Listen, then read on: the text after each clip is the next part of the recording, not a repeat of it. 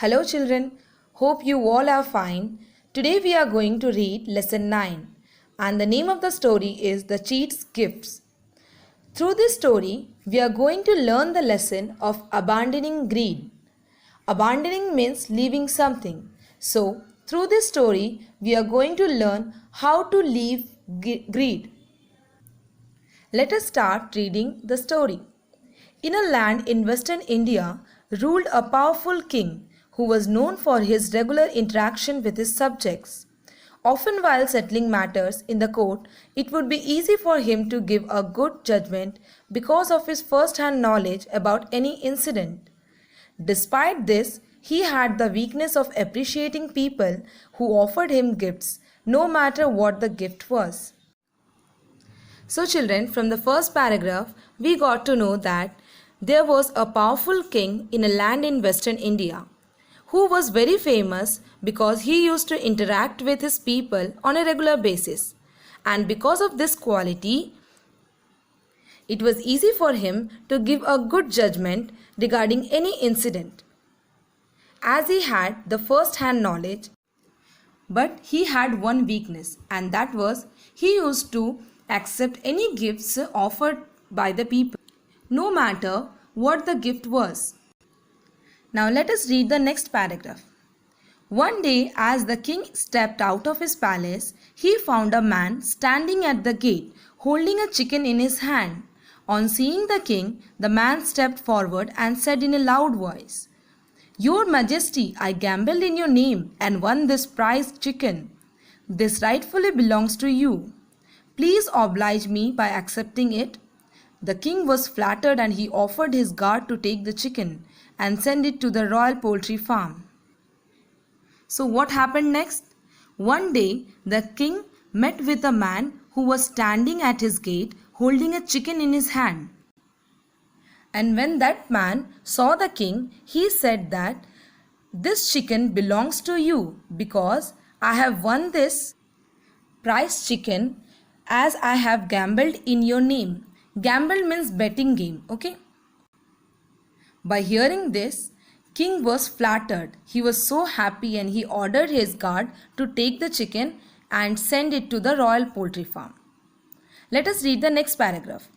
2 months later, the king was scheduled for a tour and he was ready to drive out of the palace in his chariot. At the gate, he saw a familiar face who bowed down to pay his respect. The king recollected. He was the same man who had bought a chicken for him. The king stopped and called the man. The man shouted loudly, "Long live our king, your majesty! I put a bet in your name and won a goat. I have bought it for you as it rightly belongs to you." The king was very happy. He asked his attendant to take the goat and send it to the royal dairy. So, 2 months later, when the king was scheduled for a tour, he met with the same man. But this time the man was waiting with a goat. And he said to the king that, "I have put a bet in your name and I won a goat. So this goat belongs to you." By hearing this, the king again was very happy and asked his attendant to take the goat and send it to the royal dairy. Let us read the next paragraph. A month later, while presiding over the royal court, the king was surprised to see the same man in the convict's box.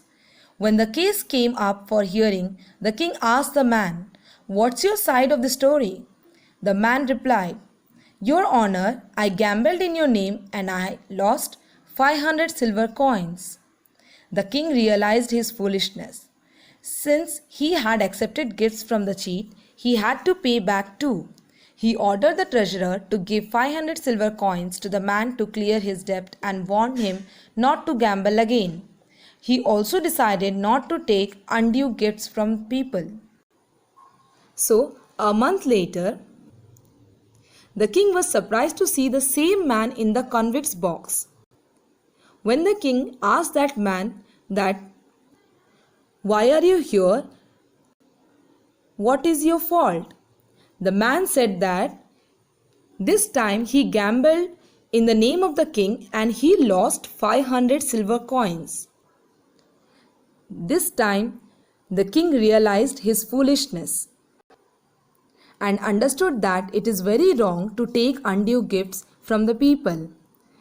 As earlier he had accepted the gifts from the cheat, so now he had to pay back too. So he ordered the treasurer to give the 500 silver coins to the man to clear his debt and warn him not to gamble again.